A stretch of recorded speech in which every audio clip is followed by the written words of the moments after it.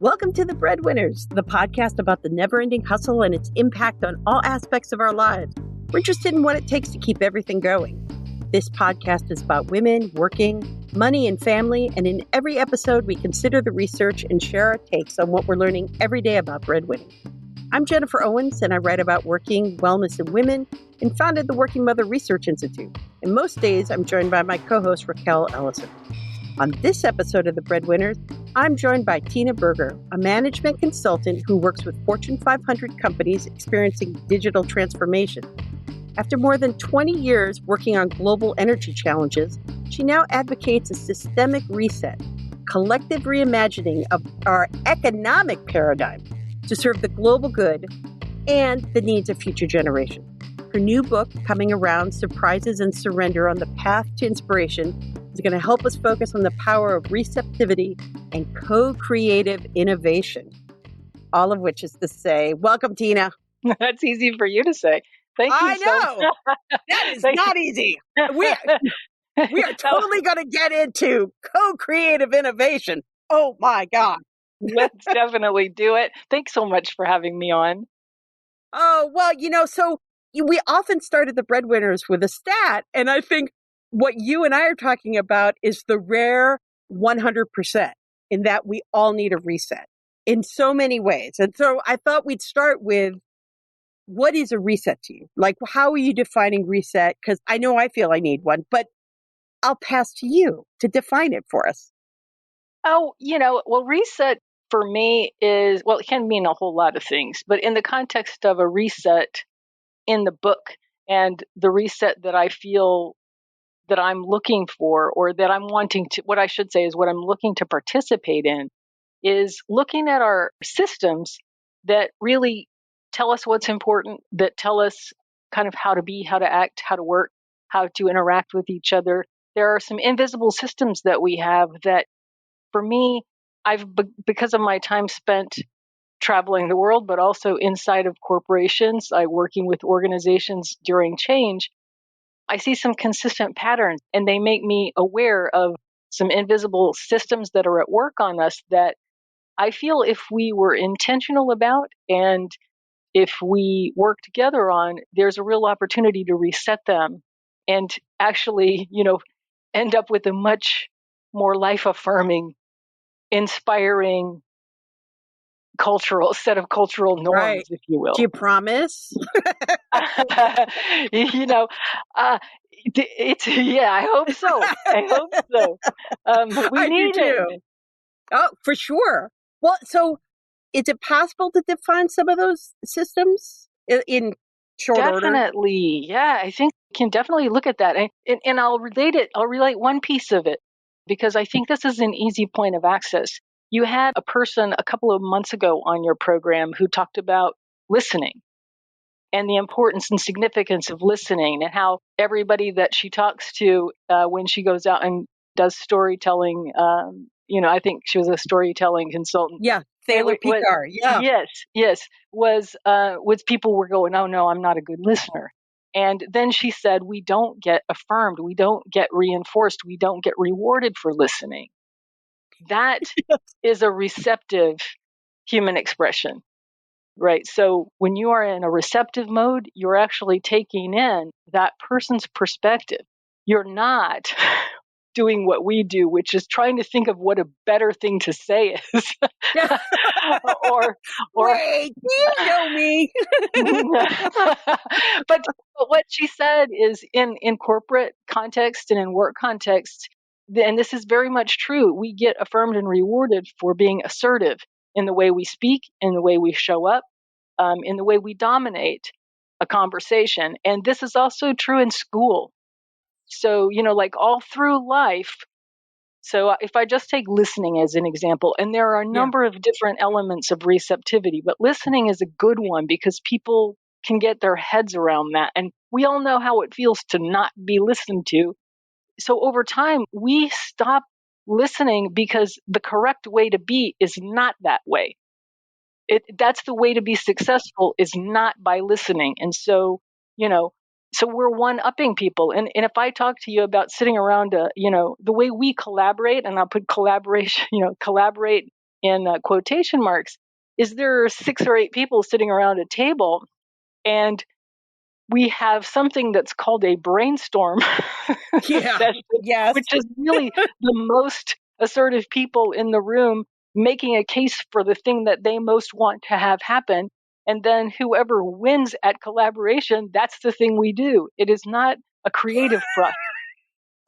Oh, no, it's highly political too. Because, who's speaking louder just by the presence of where they are in the hierarchy. And, Yes. oh, I'm always fascinated. And, storm is such a, when you make me think now, storm is a really aggressive word to put it. That's not a collaborative word. That's like No. melted, And in recent years, I have come to understand how much receptive, integrative, good listeners loathe the whole brainstorming process. They I will don't know if tell I'm a you. good listener, but I do hate brainstorming sessions. So I'm going to say A plus B equals C, that I'm a good listener. I like it. I like it. Yeah. So, but it's so that's one piece is really looking at what it is we value, what it is we reward, what it is we affirm in our culture and in our systems. And I can talk about that on a very sort of specific and individual level, like listening. I can talk about it in a more group sort of setting, an organizational dynamic where everything's competitive and about winning and not really about integrating the best elements of the people that we like, the best gifts of who we have in the room, like figuring out how to do that, and we can talk about it even from the point of view of the importance of doing and grind over the importance of being and being still. So we don't value stillness. And stillness is where we're really able to listen beyond our own mental noise, Yes. It's so, because it's all about me personally, that being able to quiet and be creative, my heart cries to do that. But then my head starts to scramble of, well, maybe I'm being too quiet. Do they know that I'm doing it? And I need to prove myself. I better say something. I better do something. And yes, it's a constant, I have a storm in my heart. I have a storm brewing for that need for stillness and that fear of stillness at the same time. Yes. Yes. So what's the fear of I'm curious about your fear of stillness. It's more I hear external. that a lot. Yeah. Yeah, it's external. It's the proof of concept to the external team that I'm working. I see. If you have a lot of folks, especially in the digital world, when you have a lot of folks that are, coding or they're testing out things or they're showing mock-ups and, there's this and that, and you're trying to figure out how to make an entire, I'm an editor, so it's how to make an entire content plan, which is a lot of like imagining, thinking about where this is going to go and how they're going to use it. It seems less tangible, and that intangibility makes it seem quiet and still, even though it's a lot of like activity in my brain. And eventually I will present it. It's just when someone else is saying, and I crocheted this and I stitched that and I quilted that, you're like, well, I made up I dreamed up an entire, yeah. So, and it's a part of it is, it's all internal. No one has ever said, don't be creative. Don't, in fact, because that's where I'm going to make my money, is being creative and thinking of things. But too quiet, too long. And you start to think, oh, my value is falling. It's all intrinsic. So I understand. Completely. Yes. And I'm working right now on and this is related to what you're saying. I'm working on a project now with the digital team they're an innovation team. They're an innovation organization. And they do some things that actually create space or a container for a creative emergence, which is what creativity is. You're talking about an emergence. You're not talking about a process. And most of the big, giant corporations out there, especially in oil and gas, these are risky businesses, like in a way where they have processized themselves into an innovative corner in a way. It's like, we do this every time we do this, we do it this way. And there are aspects of their business that must be that way. But it's been overgeneralized and overappreciated. And so now it's, well, but we have to move faster. We have to create more. We have to have more creative approaches to problems. And we have to do all of this fast. And we have to leverage, the like I said, the sort of the different kinds of knowledge and skills and intelligence and creative, abundance that exists. Well, how do we do that? Well, innovation does not look productive. So when you have an over focus on productivity and an under focus on creativity, which is an emergence. And, when we talk about inspiration is the in-breath, in addition to kind of something, who knows what the source of inspiration is, right? Yeah. Yeah. You only get inspired if you're still enough and paying right kind of attention to receive it. So it's a receptive process.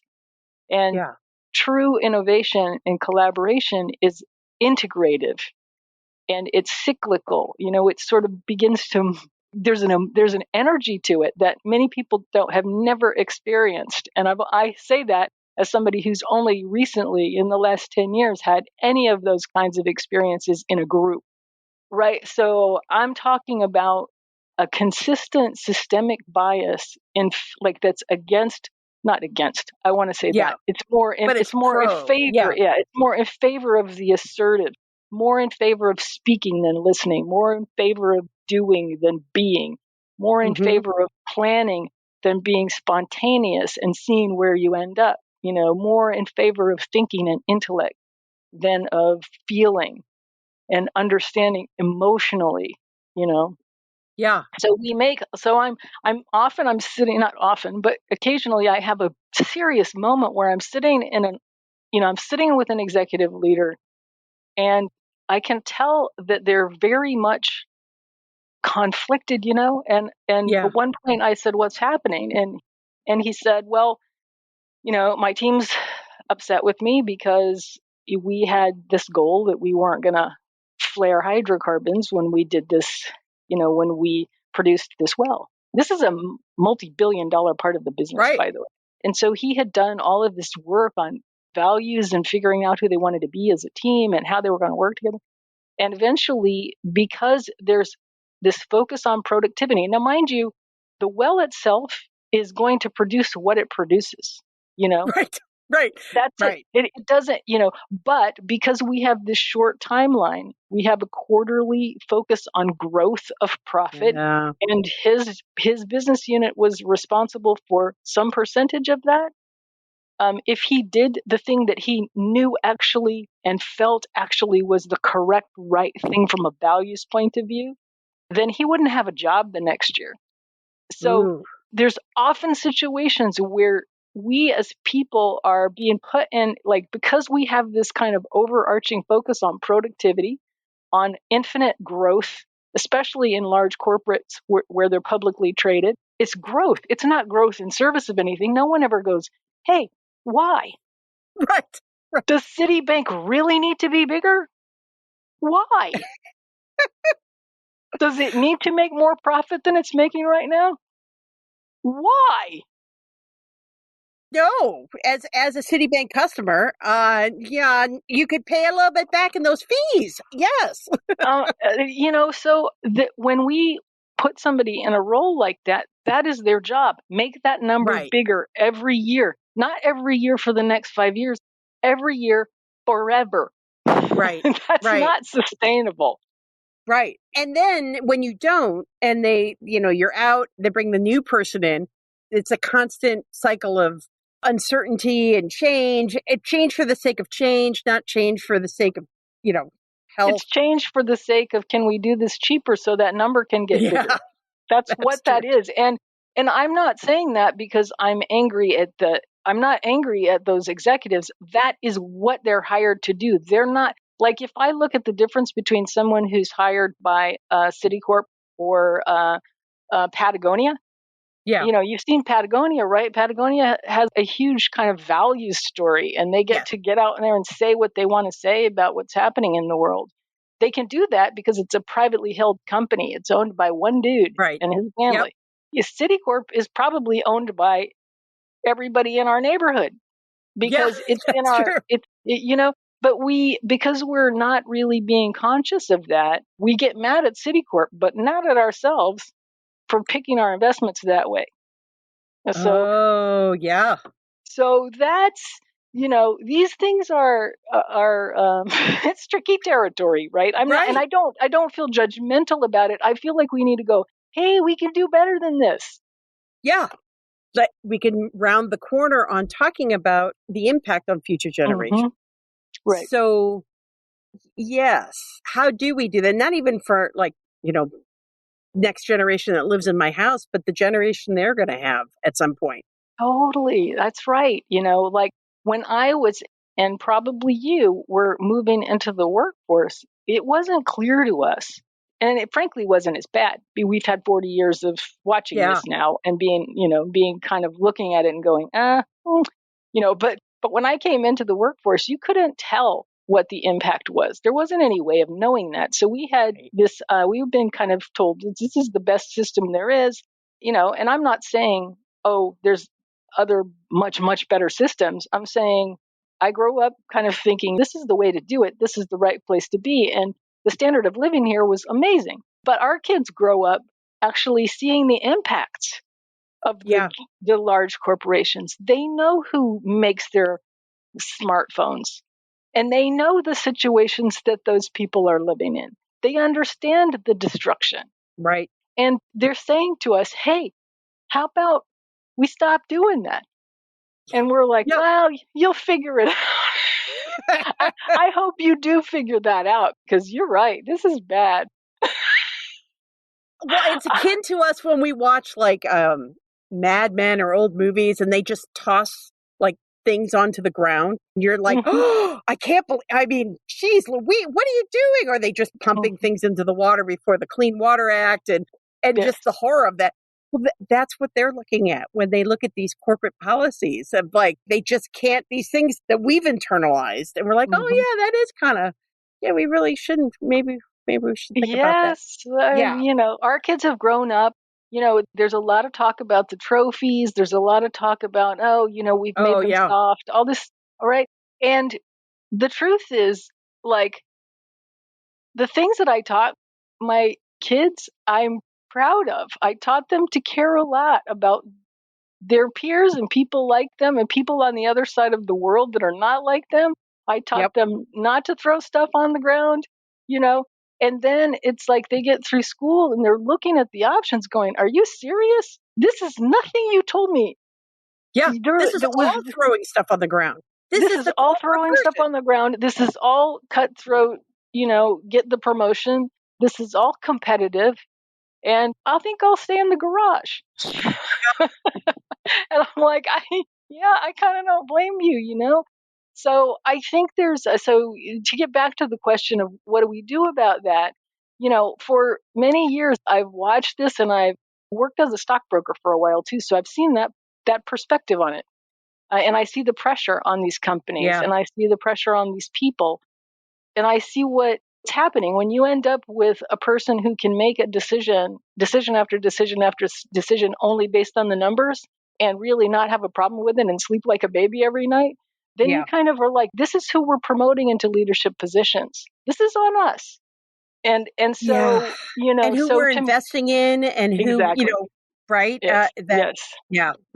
Yes. So there's a real need to kind of come back to the systems and kind of throw open the curtains on them and say, okay, this is what we've been in service to. And when people say, well, what do you have to replace it with? We don't want to be this and we don't want to be that. And I'm like, where is our creativity? I'm not pointing at something else saying we should be this and adopt that. I'm saying we should engage with each other and figure out what we want to be. But the answer to that is we don't know how to engage with each other because we Right. don't know how to listen to each other about and integrate the different points of view into something that works. So that's the exercise that I'm trying to learn for myself, and I'm trying to, learn and work with inside of corporations and other organizations. So let's figure out how to breathe and be inspired and create and be surprised by what we create instead of everything's got to have this, you know, it's Yeah. one thing to have a vision, and a vision that guides you. It's another thing to have very specific goals and very specific outcomes that you're driving to, because often what's needed by the time you get there is maybe different than what was needed when you started down that path. So you have to have some give and flexibility and hold vision, but keep the path a little more flexible than we're used to allowing ourselves to have, because we're trying to get there fast first and win at it. Always. As my husband always says, there's no I in team, but there is me, and I win. Right. Well, and so is that the surrender as part of this? I mean, surprises are, we're living in a pandemic. Surprise! Is that part of the surrender? Yes. I mean, like many of the times, the people who are best at these things are people who have not been successful in our systems. They're people who have been traumatized by them or have not been wired to be successful in them, right? So if you think about the people, like many people who are really kind of your most pure kind of inspired artists, for example, who haven't learned how to grind and kind of make a racket out of it in a way, right? Like, and I don't mean that as right. It's like we're all in this game. So I'm not holding myself in a different place. I'm saying, if you're super receptive, if you're able to hold people through pain, if you're a hospice nurse, if you are a teacher who holds space for, children, and it's like we just don't pay them and we don't pay attention to what they have to tell us and teach us. So there's a way that we have to engage more than just people who have studied political science and become lawyers. Most of if you think about it, most of our government is they have been taught in the most assertive, competitive kind of career. It's being an attorney. Talk about grind, just the money raising. It's all a grind. It right? is. And so, gosh, so do I know exactly what the answer is? No, but I know that we can figure it out together. That's the thing. And I think we have to learn how there are skills we need to remember. There are ways of being that we need to remember that we've taught ourselves out of knowing. Like this, you know how to be with somebody who's sad. You know how to take in the pain. Like there's so much anxiety and our kids have it. And there's so much depression and our kids have it, but like the answer to that is, oh, there's something wrong with you. It's not. We're doing bad things. You're anxious because there are people starving on the other side of the world or even in our country, You're feeling that because, yes, we're partly having an individual experience, but we're all also interdependent. Right. That's the receptive aspect of who we are. The assertive aspect is we're individuals. The receptive aspect is we're all connected and we feel it, we know it. You can't lose a species on this planet without feeling the pain of that somewhere in your body. You can't pollute a river without feeling that. So we're anesthetizing our sensitive people and telling them that there's something wrong with them when what's really happening is they're very sane and feeling the impacts of what we're perpetuating. Right. I don't know if it's great, but it feels true. Well, and I always think that the first step is acknowledging it. Like, no, you're not wrong. You're not wrong, and you're allowed to feel that. And from there, because if you're told you're wrong, and that you're not allowed to feel those feelings, and your anxiety is wrong, and there will be no inspiration. We will not. There is no caring, feeding inspiration then. Yes, but we do try to talk our people out of feeling. It's like that's not a useful thing. What are you going to do about it? But what are you going to do about it? But what are you going to do about it? It's like make a to-do list.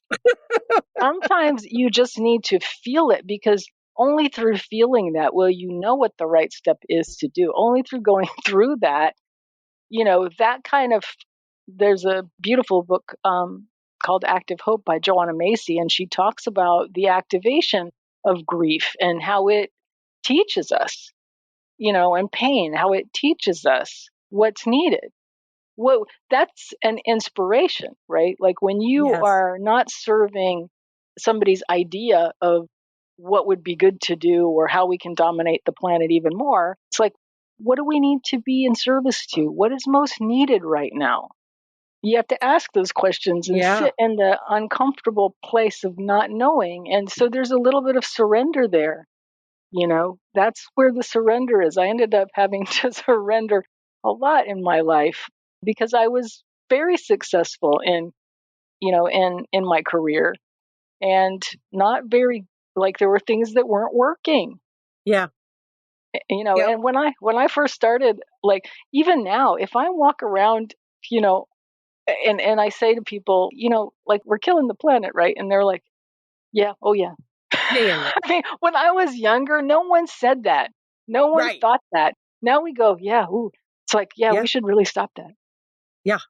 Like, when are we going to do that? Like, they're like, oh, but the next generation, they're smart. They'll figure it out. Yeah, I'm they'll like, figure it out. that is not fair. Greta has it under control. That's She'll do not it. She'll figure fair. it. Yeah. She's like So 13 years old. We're put everything on this poor Swedish girl. Oh my goodness. she is. She's pretty much a badass, though. I do like. She really is. She gets the props from me for sure. But I do think we should help them a little. I do too. Well, thank you for that inspiration. And I thank you for joining us on The Breadwinners. It's been you're going to sit with me for a long time. Well, I mean, yes. And please, like, if you want to come back and you let me know what you need as far as like, we can do a second run at this, or we can do anything your listeners need. But I've enjoyed the conversation so much. Well, you will find links to what we discussed. You'll find links to Tina's book in the episode description.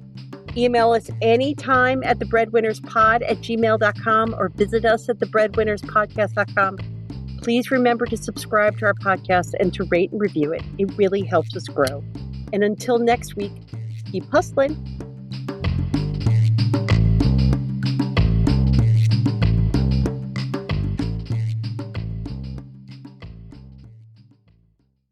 This podcast is part of the Sound Advice FM network. Sound Advice FM, women's voices amplified.